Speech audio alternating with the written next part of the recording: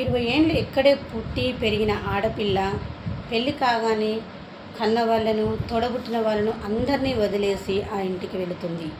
ఈ ఇల్లు తనది కాదు అంటారు. ఈ ఇంటి పేరుని, తన అస్తిత్వాన్ని ఇక్కడే వదిలేసి బాధైనా, సుఖమైన, కష్టమైన, నష్టమైన ఆ ఇంటి పేరుని మోస్తూ, ఆ వంశాన్ని వృద్ధి చేస్తూ తన 80 ఏళ్ల జీవితాన్ని అక్కడే బ్రతికేస్తుంది. అయినా ఆ ఇల్లు తనది కాదు. అక్కడ ఆమెను పరాయిగా చూస్తారు. మరి తను ఏ ఇంటికి చెందినది?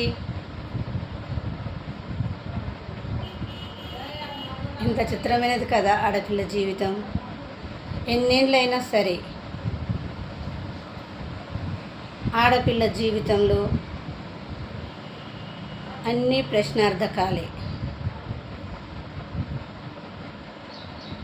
జవాబులు లేని ప్రశ్నల్లా ఆడపిల్ల జీవితం ముగుస్తుంది.